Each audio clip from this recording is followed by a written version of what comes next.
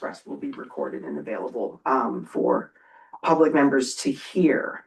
And before we get into the business of today's meeting, council would like to acknowledge that we meet on the traditional lands of the Anishinaabe, in particular our neighbors from Kawartha Anishinaabe and Curve Lake First Nations. We recognize and honor the first people of this place that we call North Kawartha. As duly elected representatives, we follow this Indigenous practice of acknowledgement to foster respectful deliberations, thoughtful collaboration, and wise decision-making in our service to this community. Okay, and I would ask, does any member have a pecuniary interest with any of the matters coming before us today? Seeing none, I will move on then. Adoption of the agenda. There's no additions, but I just wanted to note with council's approval, we'd like to pull the staff report, the budget staff report being presented by our treasurer. We're going to pull that to deal with just after we deal with the shore road allowance application. Okay. So can I have a mover to adopt the agenda, please? Moved by Ruth Ann, seconded by Jim O'Shea. All those in favor? The agenda has been adopted. And first up, I get to make an announcement. I'm very pleased to announce that Eddy Whitmore has joined the Township of North Kawartha Building and Bylaw Department as our new Deputy Chief Building Official and Bylaw Enforcement Officer. Eddy brings with him 4 years of experience as the Chief Building Official and several years of experience in the construction industry. And we're super excited to have Eddy join us, and we're confident that you'll be a great asset to the township. And like I said, you got 10 minutes to make your presentation. Tell us a little about yourself. But anyway, no, welcome. If you wanted to say a couple words, you're more than welcome. Yeah, just thanks everybody for the warm welcome, and look forward to working with everyone. Wonderful. We're glad to have you. With you too, Eddie. And I'm sure the CBO is very glad to have you. Take a little of the pressure off. So welcome. Thank you. Okay, and with that, I am going to declare that we are going into a statutory public hearing for the purpose of hearing a shore road allowance application. And this public hearing provides opportunity for members of the public to provide comments on this request. With that, I'm going to turn it over to Bree, our planning assistant, to present the application. Good morning, Bree. Welcome. Good morning, Madam Mayor and Council. This morning I have recommendation that the following the input received at the public hearing. Council consider passing the appropriate bylaw to stock up, to close, and to sell to the abutting landowners or their respective nominees those lands and premises more particularly described in Schedule A. It's part of road allowance in front of Lot 14, Concession 11, the geographic township of Chandos and the township of North Kawartha, being Part 1 on Plan 45R-17915, being part of PIN 28277-0203, LT, municipally owned, known as 108 RJ Lucas. The property owner has applied to purchase the shoreline road allowance in front of their property. All posting and notice requirements have been met. To this time, the clerk and I have not received any written submissions in regards to this submission. Okay, thank you for that. And I'm just going to look online to see if anyone is here that maybe wants to make a comment on that, either the applicant themselves or any member of the public. There is an opportunity for you to make comments. And like you said, you had not received anything in writing on this application. Okay, then I'm going to turn it over to council members. Good morning, Colin. Hey, Jim, go ahead. Bree's recommendation. Okay, and Ruth Ann's going to second that. All those in favor? That's approved. Thank you very much. Oh, okay, we're off to the races now. Thank you so much. And with that, I'm going to declare that we are out of statutory public hearing. And like I had said earlier, we're going to have Judy come forward now, our treasurer, to present her budget report that's listed further down on the agenda. Good morning, Judy. Good morning. Tell us all about the money. Or lack thereof. Thank you, Madam Mayor. Good morning, everybody. So my report today is a two-part. One about the budget, that we still have some recommended changes coming in, and something that was discovered over Christmas break that we'd like to include, nothing major, dollar-wise anyway, excuse me. The other part is to see if council would be comfortable in adopting the bylaws for the salary for 2026. they do include a 3% increase.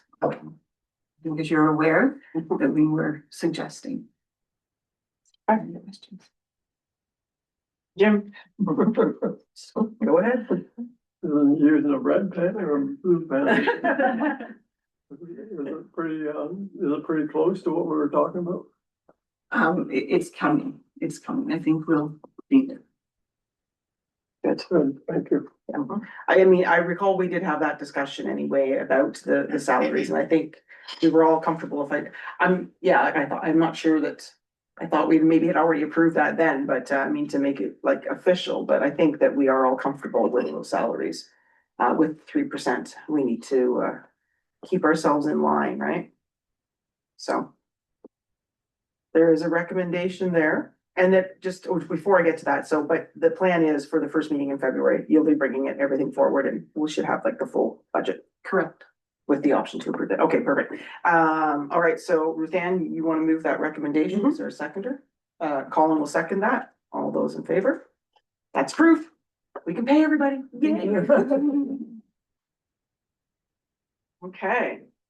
And, well, we are moving right along. So I know you're up at 9:45, but I'll try and get a few of the other items listed on the agenda completed here first. Okay, so I don't have a county report. Colin, do you have a Crow Valley? We're gonna be meeting later this week, so it's appropriate at our next meeting. Okay, so no to both those reports.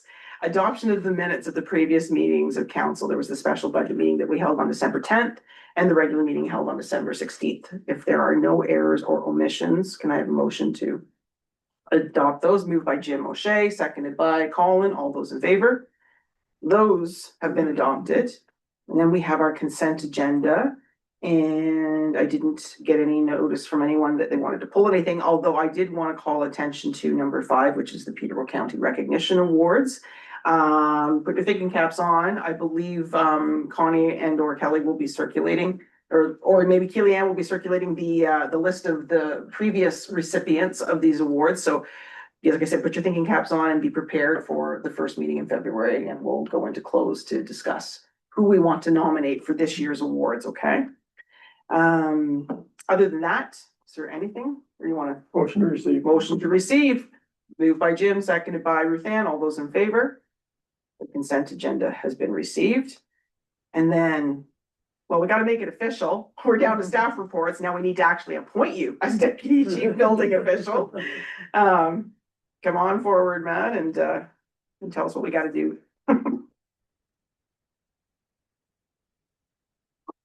Morning, Madam Mayor and members of council. The report before you, as a recommendation, the council pass a bylaw to appoint Eddy Whitmore as Deputy Chief Building Official and Bylaw Enforcement Officer for the Township of North Kawartha, effective January 5th, 2026.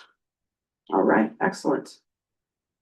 Anyone want to make that recommendation? Moved by Jim O'Shea, seconded by Colin. All those in favor? There you go. Tough report again. There you go. Now you're off to the races. Yeah, thanks, guys. All right.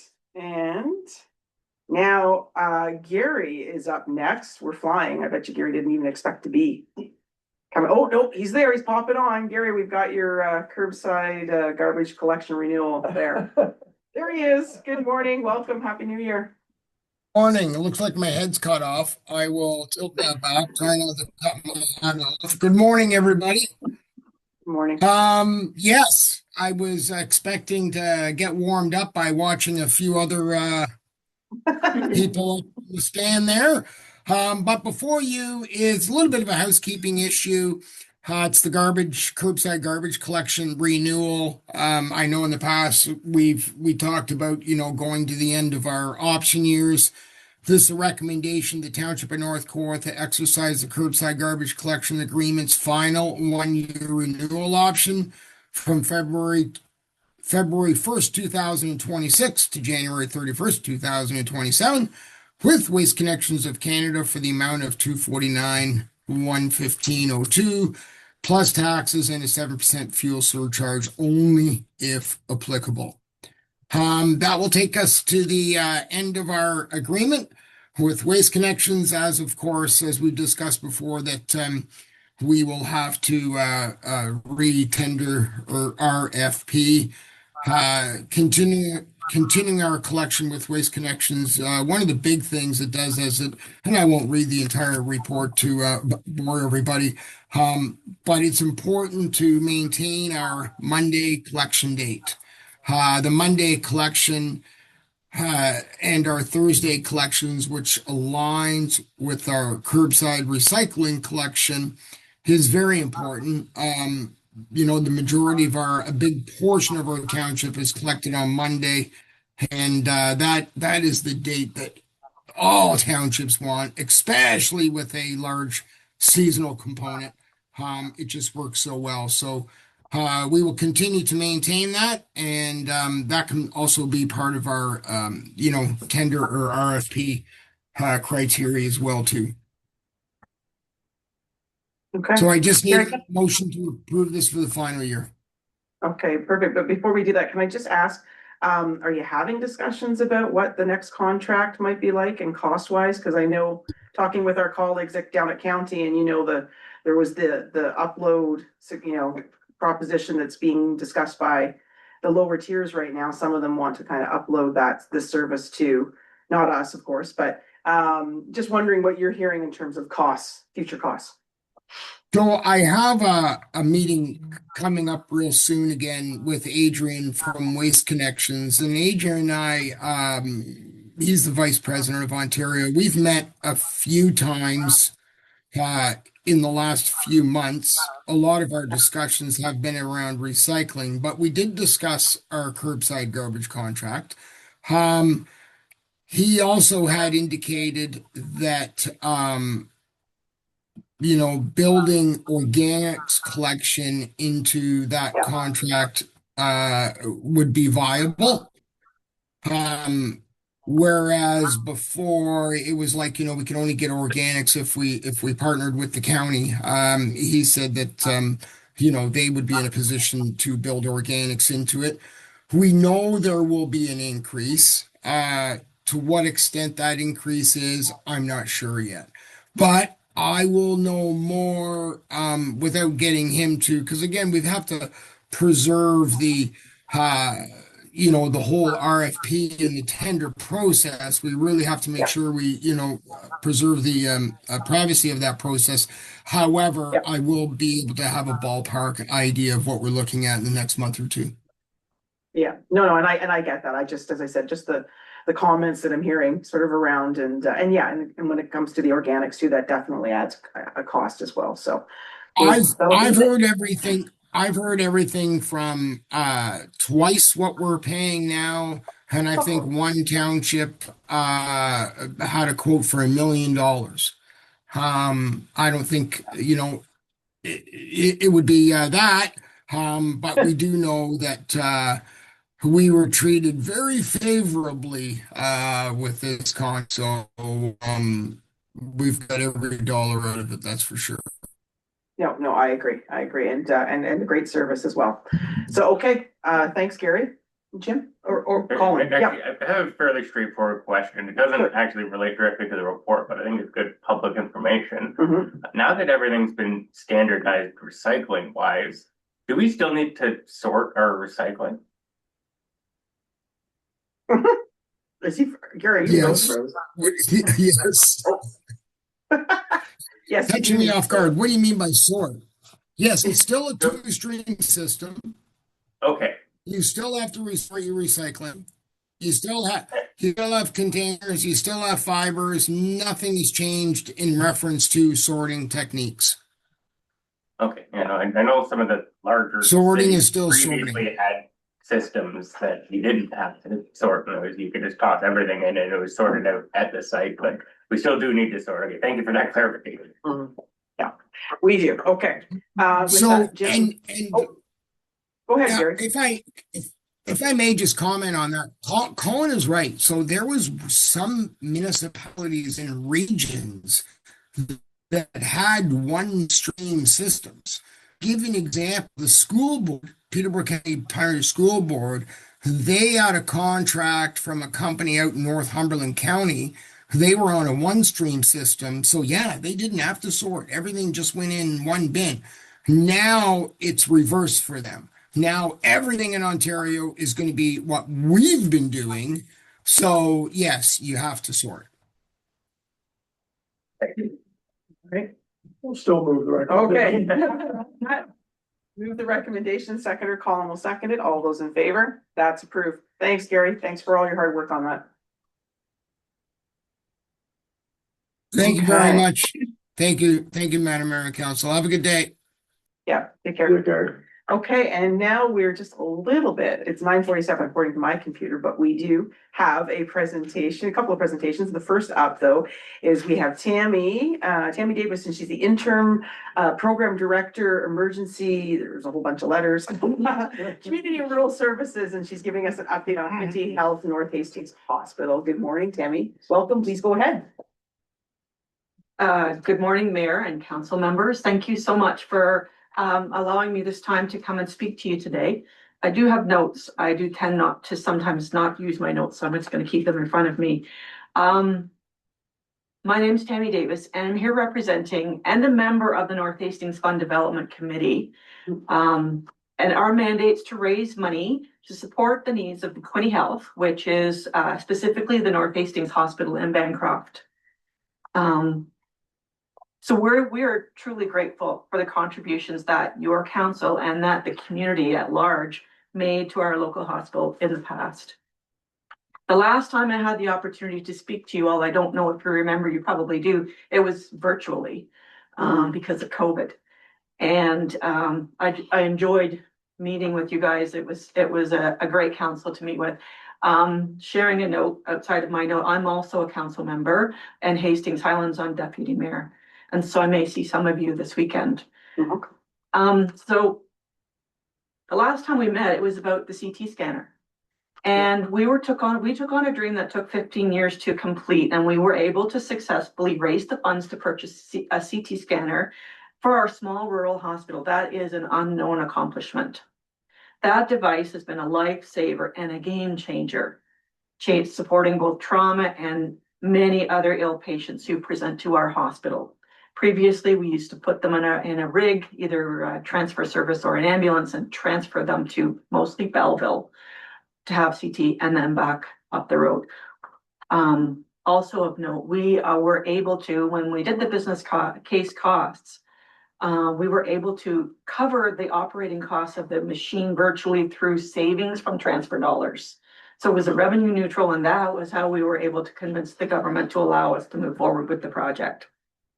I can't thank you guys enough for your contribution, which was $10,000.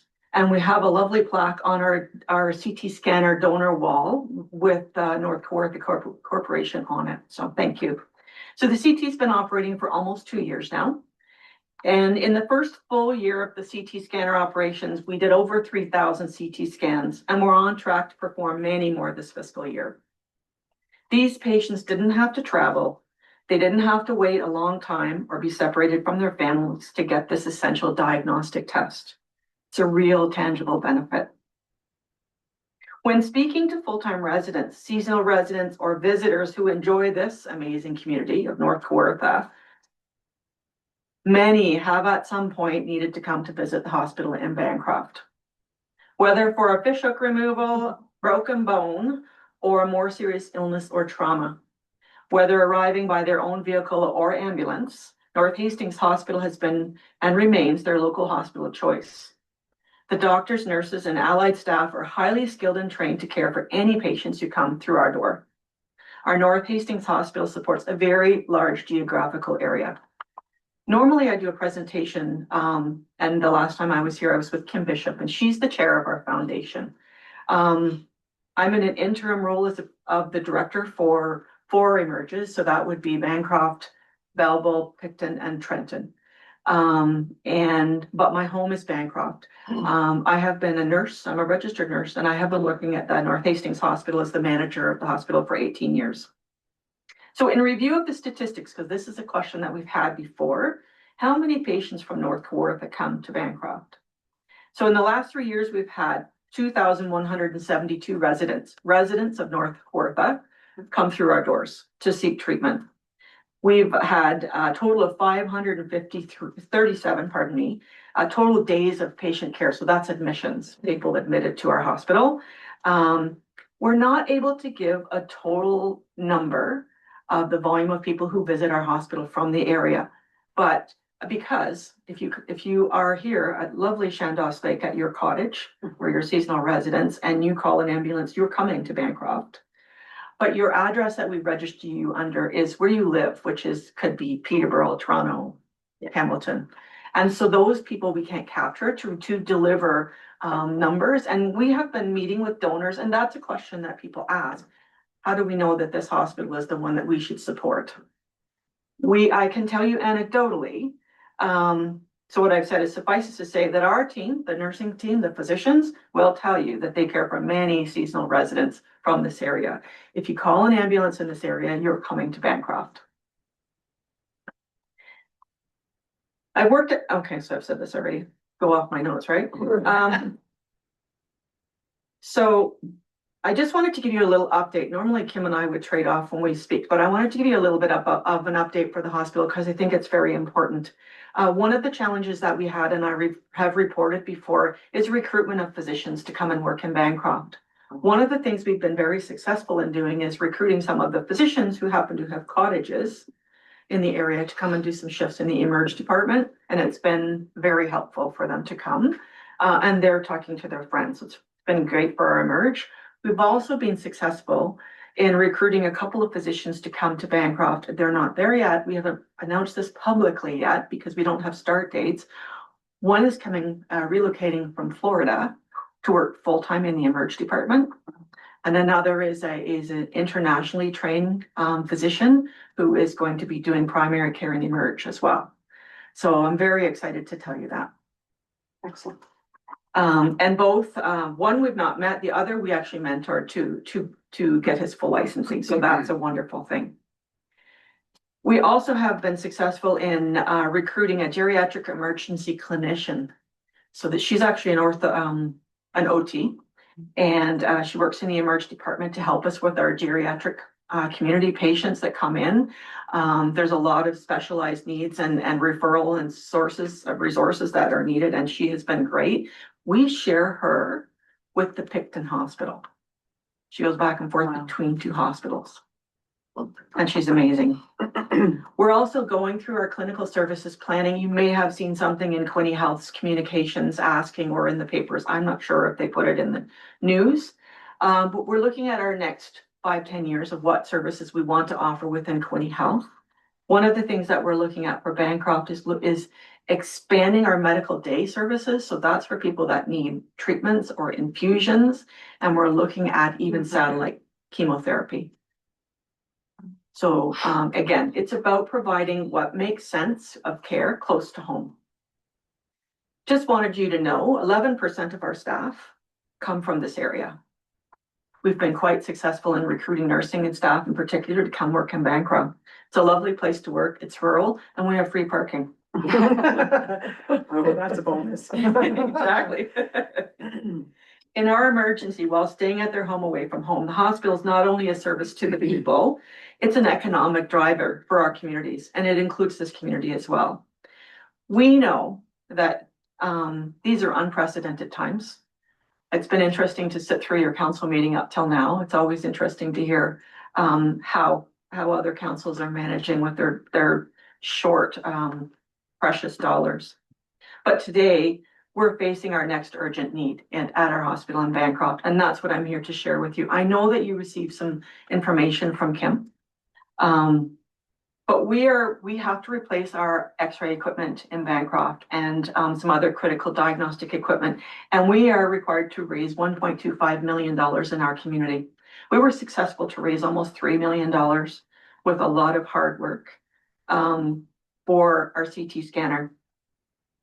One of the things I wanted to tell you is that our whole committee are volunteers, including myself. I have decorated more cookies and attended more meetings, and I'll do whatever it takes to raise dollars for the hospital that we all share. For the x-ray equipment, last year alone, our current x-ray machine performed over 22,000 tests. That clearly tells you that this is a basic diagnostic tool and that no hospital can function without it. And secondly, our hospital's pretty busy for its size. We rely upon, it's essential to this community. If we want care close to home, we have to invest in it. There's simply no way around it. I know you've seen the commercials from the other local hospitals, larger hospitals that have the funding to invest in the fact that the government doesn't give money for a capital equipment. We have to fundraise it. So people don't choose to move or remain in a community where they can't access excellent health care. We need your support to be able to continue to do that. As a member of the North Hastings Fund Development Committee, I'm proud to say that this committee is volunteer-led and that its costs to raise $1 are less than 5 cents. So I would repeat that, less than 5 cents to raise $1. And if you're looking at any kind of a charity, then that's a big number. So that means that over 95 cents of every dollar are going directly towards the payment for equipment or the patient care.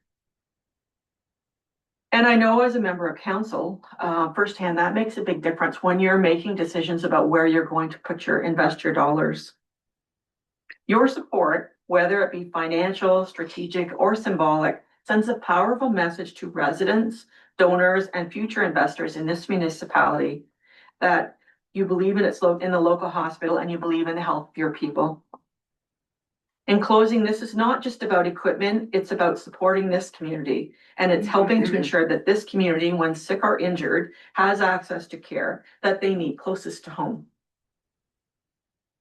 Everyone deserves care and treatment close to home, and to have that, we need your help financially. Thank you for your time, your leadership, and your continued commitment to our community. And I'm open to any questions anybody may have. Wonderful, thank you very much. Okay, we'll start off with Jim. Hi, Tammy, you're deputy mayor, right? I am. So you know the problems with mayors. Listen, we can't argue, I don't think, with anything you said. We know that the patients go there. We have fought it actually, you know, because we support the Peterborough Hospital, Peterborough County. Also, times are really changing. Our budget, the reason we haven't got it closed, you heard it this morning. We were at 10%. We won't go for that. So there's tweaks all over the place. So I don't think we can do this without referring it at least to budget, and it hasn't been passed. So you know, don't look so sad. It is still for next year. So as I say, I can't argue with the thing you said. But I would like to ask you a question. Who do you use for your doctor recruitment to get you a doctor from Florida to go to Bancroft?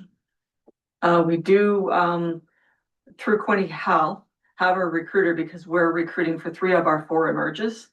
Have a professional recruiter, which I could share the name. We have a recruiter on staff who helps to find these people. But these are actually through the Ontario government.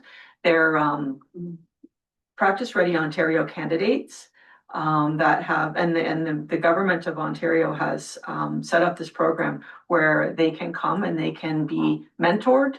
And it has to be in a rural underservice, which we meet the criteria for that. You have to be able to, when they're doing their training the emerge and hospitalists as inpatients, long-term care and primary care, which is what we have in Bancroft. And so we have so far had 6 PRO candidates come through. We have 2 more right now. And we also gives us the opportunity to recruit others who have come to other physicians who are doing their training in other hospitals. They're in North Bay. It's a big commitment by the physician group to mentor them.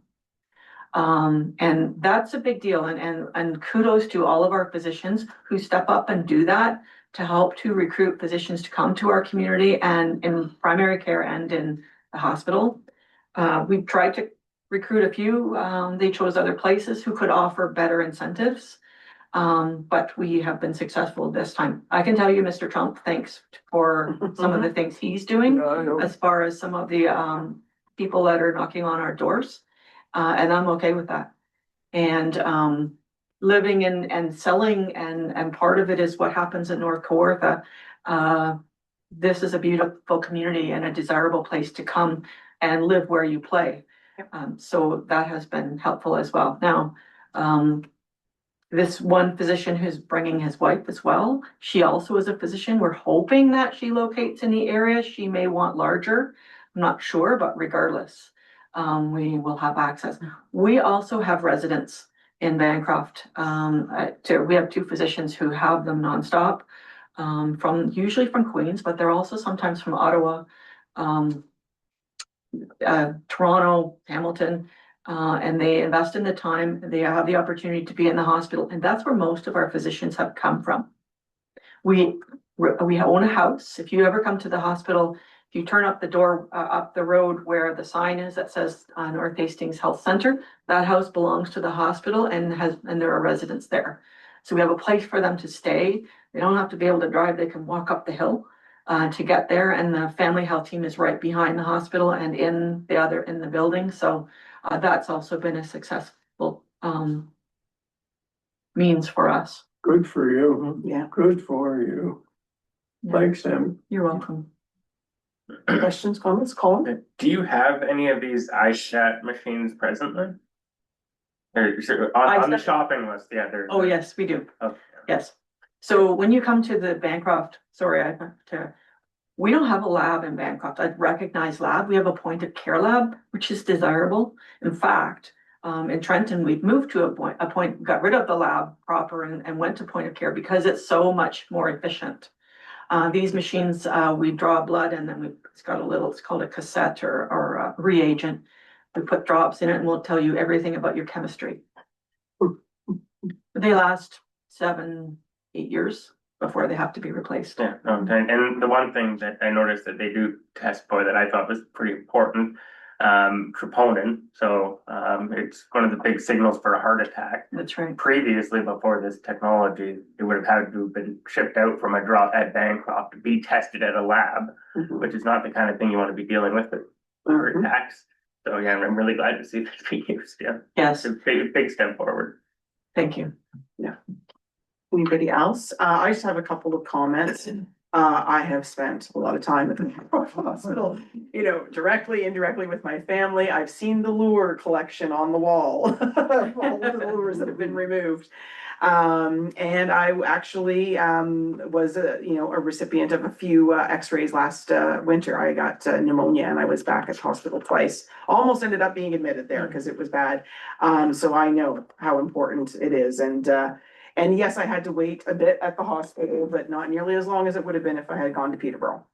And I know you can't track those numbers, but we do know our residents use that. And like Jim said, we've had challenges when it comes to, with when there's an issue, paramedic's gonna pick you up, take you to the nearest hospital, which is Bancroft. We get that. The challenge is when it comes to the ongoing sort of care and all of that. And like, as I say, we're all kind of associated with, the Peterborough area and going to Belleville, when all of our information is this way. So it's something that we're still working on. But in no means, does it, or is it a negative thing against that hospital? Because at the end of the day, you gotta go to where you gotta go to get the help that you need. And we know how important that is. So I recognize what Jim has said, and my recommendation would be is that we do refer this to our budget meeting as well. And so we can have that discussion. We've contributed in the past, and like I said, it's not just for us, it's for all of the people in this region that utilize it. And it's important. And it's unfortunate that you have to do this, right? That you can't spend the time caring for people. You're out here trying to drum up funds, right?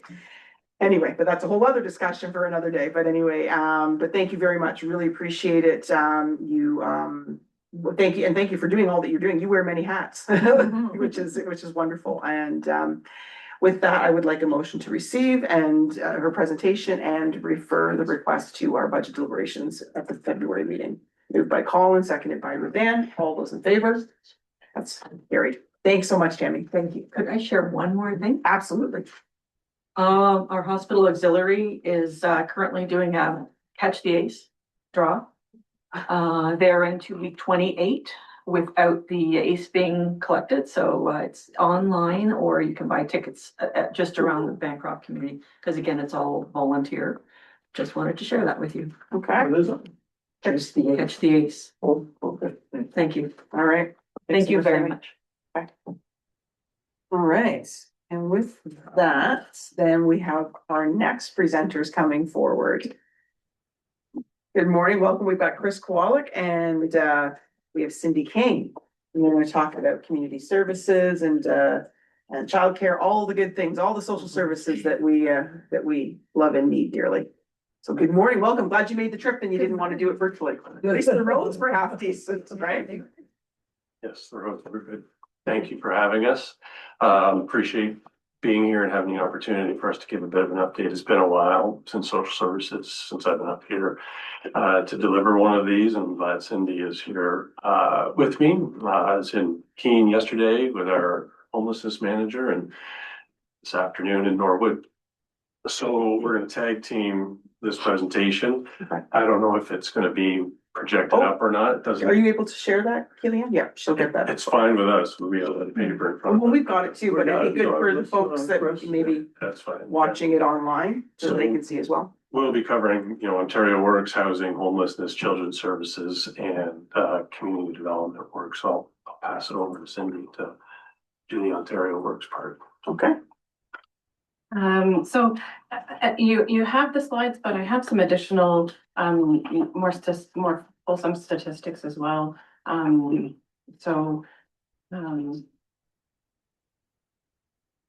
Our social assistance rates, for one, I don't believe is on your slide, but I have it here as part of some stats that I have. The rates are $733 for a single person, $1,136 for a couple, and $1,250 for a couple with 2 children.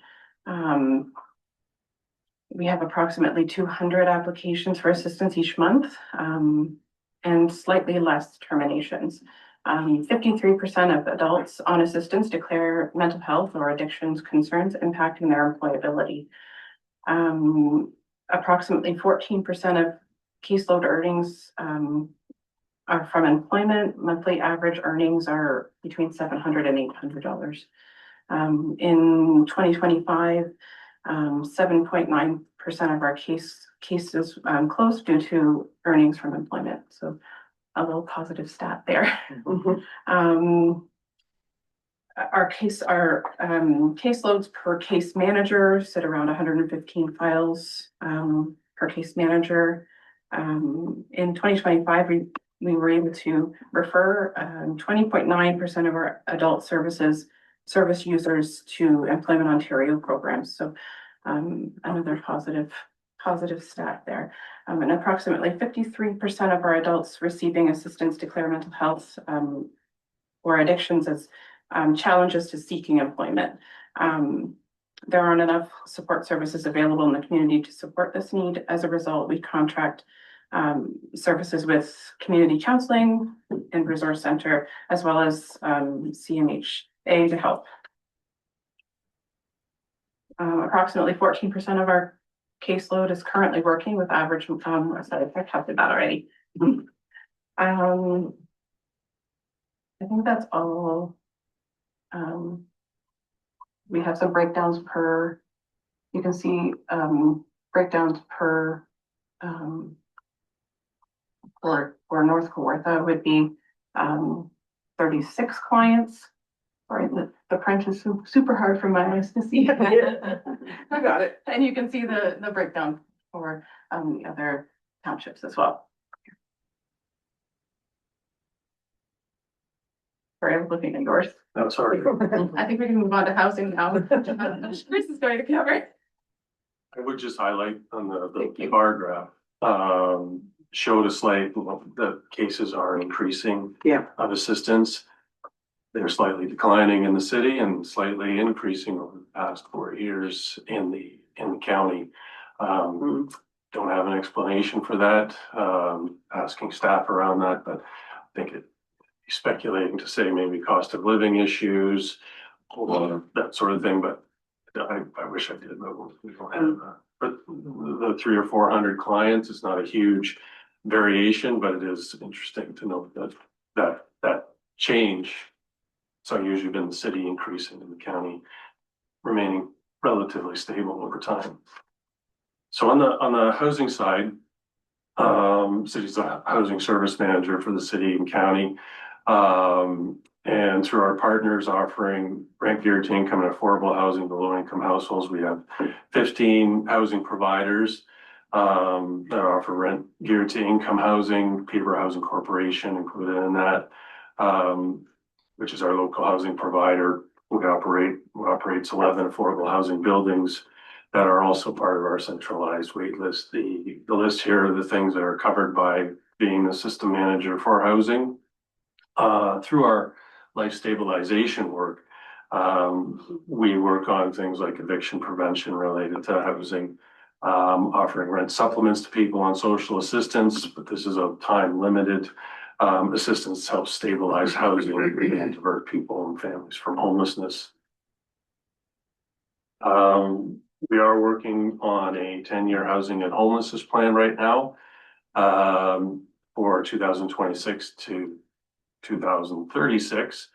Our housing and homelessness staff will be reaching out to you to do more consultation in connection with the development of that plan.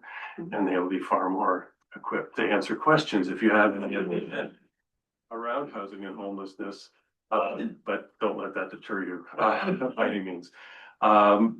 There was a slide on the housing continuum, sort of just showed that street level kind of view. And I don't know why the little bracket didn't notice this in Keene yesterday. There's a little bracket around what on the housing side, they look at the transitional housing to affordable housing. So the kind of the middle part is where they focus their time, where the folks in the homelessness area are more in the beginning from homelessness to supportive housing. So our staff, have their focus in those different areas, based on income and those life situations. We work under the Housing Services Act. And at this point in time, we maintain 1,569 rent geared to income units in the city and the county. Peterborough Housing Corporation as our local provider, rent geared to income units of almost 4,000 residents. One of the things that the housing division is currently navigating is that many of the mortgage agreements are coming to an end. Working with them to extend those for another 10 years so that stock and that investment that municipalities and governments have made into affordable housing stays within the system and doesn't go into market rent supply. One terminology slide here, rent geared to income is based on 30% of the household income. And, when talking about affordable housing, it varies when you're looking at, average market rents. It's quite misleading to think that housing is actually available within those price ranges. So that's always an ongoing challenge that the supply just isn't there for that type of rent. And then we just have a chart of the various housing providers in the county and the number of units and the focus that they have when we're delivering their units. So on the homelessness side, again, that continuum chart doesn't have the little bracket from housing to supportive housing, but the work that the division does around supporting Brock Mission with 40 beds, Cameron House for 12 beds, Yes Shelter for Youth and Families, 30 beds, and then the Trinity Center has 45 beds each night. Through our supportive housing services, we have 163 spaces for transitional housing and 53 spaces of permanent housing. The homelessness data that we're providing just gives a high level indication of it. Between November 2024 to 25, November 25, there were 936 individuals who interacted with the homelessness system or spent the day in shelter. And then a breakdown of, 462 individuals experiencing chronic homelessness, 42% of our homelessness for the first time. We had 269 individuals move from homelessness to housing, and 196 individuals who are homeless identifying as Indigenous. The pie charts that are sort of little circle graphs showing the bit of the demographics would just highlight that people, seniors are becoming our growing section. Historically, it's been men in that, and they still comprise that adults 25 to 49, but the seniors component is a growing concern and a growing demographic in our shelter system. As I mentioned, under the housing section, the using housing stability fund is one of the tools that our homelessness staff have to help people maintain their housing, cover expenses so they're not evicted and they don't enter the homelessness system, along with the rent supplements that we provide. I'll turn it back over to Cindy for the children's services and ask tons of questions about children's services. You feel like I have the answers. I do have the answers. Yes. So in children's services, things have changed dramatically since the CWELC system has come into place. So you might know that as $10 a day childcare. That's what you probably hear on the news and the radio. So since that's come, last year was our first year of a change in funding model to our operators. So we went from the previous revenue replacement to being able to support their budget and working forward with their budget and their plan for how many children and how many days they're going to operate. So really being able to fund them a little more fruitfully so that they're not agencies aren't working from such a shoestring budget that they previously had. So that's one of the really positive things about the CWELC system that has changed. As well, in future slides, you're going to see that the cost of care for families is dramatically cheaper than it was now, $22 a day, a lot more affordable for families. We also are funded a local priorities pot, so that local priorities pot will fund our 6 to 12 age groups. So before and after school programs is probably what you would know that is. Summer camps, PA daycare, when school's not running, that local priorities pot will fund those children. The local priority pot also provides the funding to be able to support early childhood educators and the capacity building. So working with educators to be the strongest educators that they can be for those children. You'll see that there are some, it talks about 2025 because we were still working with understanding what 2026 would look like. So we were funded a very similar level in 2026 that we were in 2025. And our 5-year term with CWELC ends in 2026, December 31st. So I think your slides say March 31st. Yeah. We had a slight extension at the very end of last year. So we were excited for a little bit of an extension while the provincial government and the federal government negotiate whether CWELC will continue. We're crossing our fingers and hoping because this system works really well for families to be able to afford care and quality care for children and families. We do also provide funding for early on programs, which I know you have an early on program here in Apsley. That funding unfortunately hasn't seen any change since 2019, but we're hopeful. The Ministry of Education is looking at that funding and doing some evaluation. And hopefully, we're hopeful that they get some extra funds to be able to support the programs.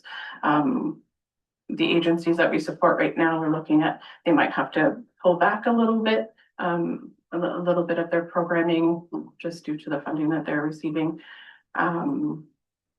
So we're crossing our fingers there and hopes, as you know, that their costs are increasing. Yeah. Food and accommodations and insurance, that's all rising while their funding hasn't. One thing that I didn't include is that, we are looking for 2026. We have, almost to the end of our negotiations with two agencies to increase our spaces in 2026. So we're looking at two centers, hopefully getting to that 111 new spaces. We had 396 spaces is what we were able to increase to in 2025. We had three locations that are opening any day now. We're crossing our fingers with all of their inspections, but two locations, one in Peterborough County, that we'll be able to talk more about, hopefully very soon, and one within Peterborough. Thank you. On the community development side, I'll just mention briefly about the county hubs as one of the things that came in that we brought in after the pandemic, and we have 9 locations across the county, one being here in Apsley in conjunction with the community care office, where any local agency can book space. There's 9 across the county, and they're not heavily used in many of the areas. I know in Norwood and Havelock, there's pretty good uptake, but not in this location. There hasn't been very much. I noticed one in the calendar as I was preparing for today that took place, but not a whole lot. We do have the county drop-in program here that we piloted for a year. We had Millbrook in here, but the uptake on that, we had to drop Millbrook, but we are still offering that drop-in service, and it's seeing usage partly because of the work that community care does to promote it as well here, and our drop-in location in Havelock is with community care also, so they're very motivated to bring people in for that service as well. So we're happy we were able to have these 3, so anybody can drop in at any time. Our staff are there doing their regular work online and doing meetings, and then if someone does drop in, then they stop everything and work with that individual. And it doesn't have to be a social services question. It can be any kind of human service or navigation, could be around health, could be around literally anything. So if there are avenues that the township has at their disposal to help promote that, if you're not doing it already, we could really appreciate driving people to there so that they get services that they may not be aware of. We've returned to having specialized case managers. Prior to the pandemic, we did have a case manager that was solely devoted and worked in the communities, we had one for Trent Lakes and North Kawartha combined, but we had all the other townships covered as well. Pandemic changed that, and our model changed as well. But we've gone back to having selected specializations, and got agreement to do township specializations as well. So we have 5 of the townships covered. With unfortunately, your municipality is not one that we have recruited a case manager for. It's done through an expression of interest, so people who want to be in those locations, and given this has only been rolling out for probably 6 or 7 months, we actively encourage the ones that are doing it in those 5 townships that are listed, answering questions, seeing how it's going, because the 5 that are doing those other townships are quite pleased and find it rewarding, the work that they're doing in those municipalities. We hired a new age-friendly coordinator that started in November, working to implement the plan, does things in your community, particularly with ABC seniors, and just put in there, the community safety wellbeing plan that the city and the county are doing independently their plans in that regard. But certainly if there's any resources from the current plan that you need from me, more than happy to lend that assistance. Since you're happy to answer any questions that you may have.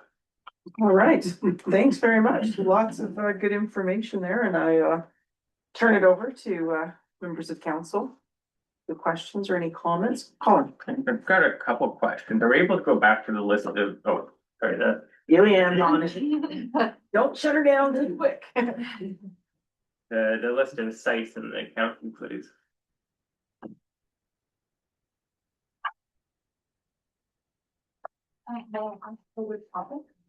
Which one was Oh, the list of sites in the county and what they focus on. No,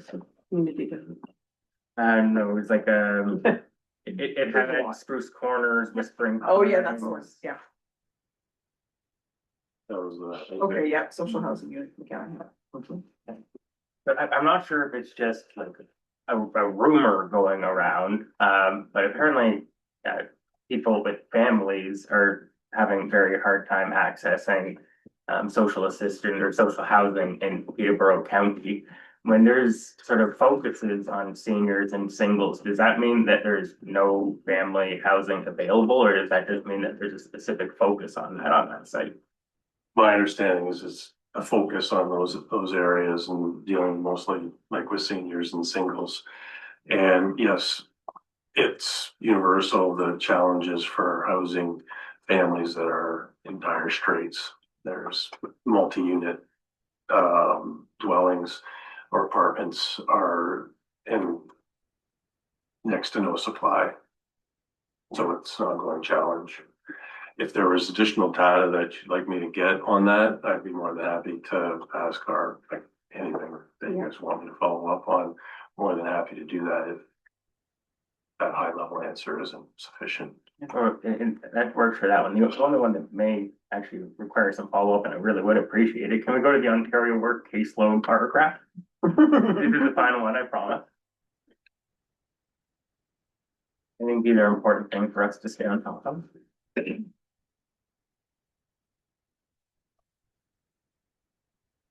So, I'm sure you got the paragraph. Yep. So, they're going from 31,500 to what looks like 35,500 as far as the number of clients across 3 years. That represents like a 10% increase, which would be outpacing our actual general growth. Is that a typical trend line over 3 years, or has this picked up over the past few years and accelerated? This has picked up. We had a decline, 2017, 18. There have been a decline in our caseloads, and this increase has just been literally 2020, 2022 that the increase has been happening. Thank you. Yeah, Jim. I just have a quick one, in the children's services, as of October 25, we have 303,965 unique children. Yeah, Is so that- is unique that being, specific? yeah, unique being, children can be on 10 wait lists at a time. Unique being that one child is counted as one and not as 10. Otherwise it's super inflated if we're counting that child at at 10 other childcare centers. Oh, okay, Yeah. okay. Yeah, I remember before we had the daycare here when my kids were little and I was on just the main list, right? Yeah. And I kept coming up to the top. I was like, send me back down because we don't have one here. But the idea was that something comes up, you know, and if I'm working in Peterborough, then it would make sense, I guess, you know, if there was a childcare space available, then I could utilize that, right? But Yeah. it's a huge number. It's staggering. Yes, it is a huge number. We are working out some bugs with the system because it is a system, you know, we use a wait list system and across, you know, everybody's using the same wait list. Yeah. And we're finding that families are adding themselves 3 or 4 times, so we're having to remove them. So the number might, it seems scary, but I think it's less scary. We're working on having those families removed that are in there more than once. But it doesn't take away that there's a great need. No, it doesn't. Right, yeah. Jim?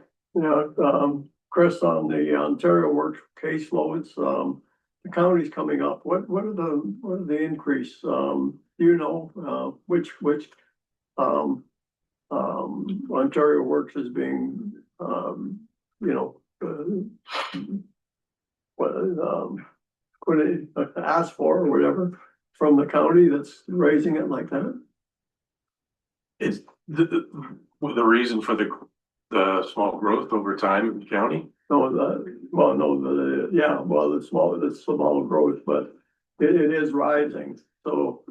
Why is it rising? Is it more people in the county aware of what your services are, or is there, do you have any idea why? I have asked our Ontario Works manager that question because I assumed someone would ask me about this when she'll get another presentation, but she hasn't been able to explain, say, an increased number. You know, she started to speculate about, you know, more people potentially coming off due to employment, but she couldn't break that down between city and county. The numbers from the province don't work like that. And it's, again, I don't have an answer, but she's still thinking about it because she'd like to know that herself as well. All I can say is if we come up with a reason and a fluctuation over 4 years of, you know, 300 or 400 clients is not in our, you know, significant.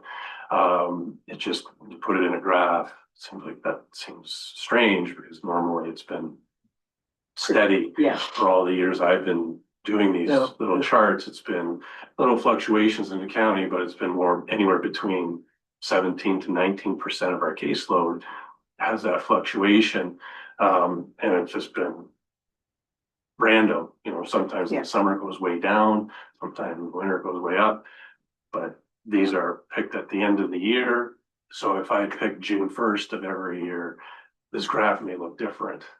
That's sort of the kind of the trouble with putting a graph together like this. Right, sure.